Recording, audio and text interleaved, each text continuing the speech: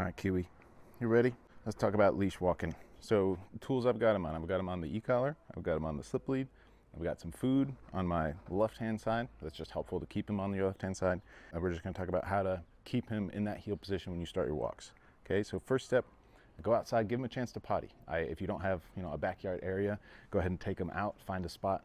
Before you ask him for anything, let him relieve himself, just so he's not super preoccupied by having to do that. Then before I actually start on my walk, there's two things I want to make sure. One, I have his engagement on me more than the environment.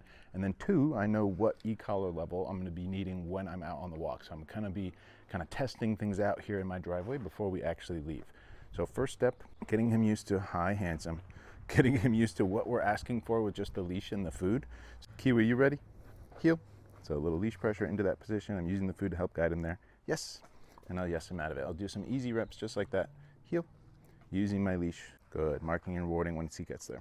Yes. Good man. Literally just practicing getting into that position. Heel. That little maneuver is going to be super important when we're out on our walk because he needs to keep his orientation to me the same as it is right now, and he's going to need to do a lot of adjusting. If at any point he gets out of that position and is going to need to fix it back up, it's that same little move. Good. That we're going to need out on our walk. So just getting in some rehearsal before we actually hit the distractions. Yes. Okay. Now the leash walking part, getting him in position. Heel. I've got a couple options as I start to move. Heel. First one, I'm just going to start walking away from him. Beautiful. If he follows around that corner and he doesn't need to use any leash pressure, then I just keep it nice and loose. Good. I can also mark and reward when he gets to that other side. So I'm waiting to see as I make this turn. Good. Does he turn with me? If he does, I can mark and reward. If not, it's a perfect time to add a little tap from my leash. And when I say tap, I'm literally going pop, pop, pop, little nagging pressure. And eventually I'm going to start mirroring that with my e-collar. Good. Testing to see if he'll stop to or come to a full sit when I stop. Try not to drop food. Yes. Good boy. Yeah. So now we have getting into position and turnings. Now we're just going to start adding more complicated turns. Instead of just turning away, heel, I'm going to start turning into him as well. Heel. So outside foot, right in front. Kind of cutting him off, stepping right in front, making sure he's used to, hey, I can make inside turns, I can make outside turns, good boy. And he's got to figure out how to keep that position regardless of the way I'm moving. When I turn inside, he's almost got to back up a little bit, control his speed, move his butt end around, good. And it's very different visually if I'm turning away from him, good. But that variety is meant to kind of keep him on his toes, heel, good. All right, so now layering the e-collar into all this. Essentially, anytime I ask him for that position, so getting into that position just like I'm using my leash, I'm going to start tapping on the e-collar.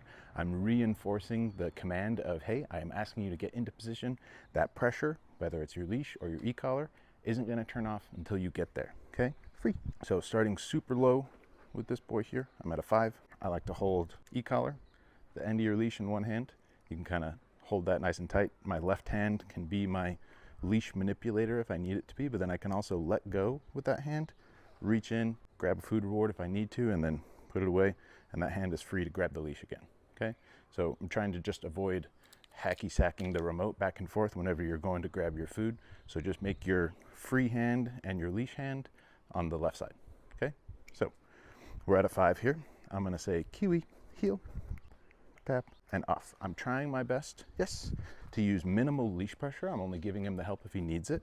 Kiwi, heel, tap, good. Till we get to that point where I'm just using that e-collar to reinforce the ask, reinforce the command.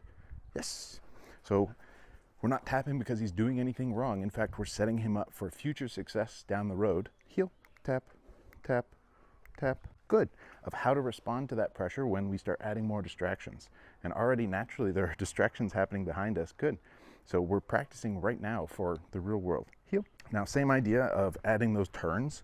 If as I'm turning, tap, I feel like I need to use my leash to either speed him up or slow him down. I'm just going to reinforce anytime I use my leash. I'm also going to use my e-collar. Good. If he makes a nice turn, I'll bring in that food reward. So I'm doing my best to be super balanced between moments of accountability and what I'm asking for, opportunities to use the tools. So here, tap, good. And then opportunities where I can bring in that food reward to make sure we're reinforcing the behavior we want to see. It's got to be a nice balance of both. Heel. So here, tap. He just got a little too far behind.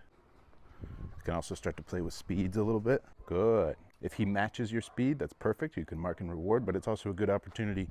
For example, if I was to speed up here and he just kind of blazed past me and wasn't paying attention, that's the perfect time for me to just turn, walk in the opposite direction, use my tools, use my e-collar if I need to. Good.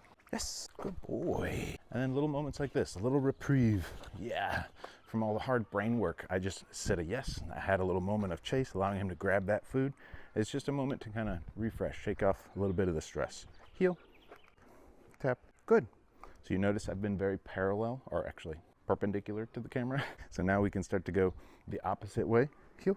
And just visually, this is different for the dog when you start to add in different patterns when you've been showing them the same thing over and over again. Now I'm just going to start to get more complicated. Heel. And I'm going to be pretty strict with where I want him to be. If he lags too far behind, I'm going to let him know. If he gets too far forward, I'm going to turn and just walk in the opposite direction.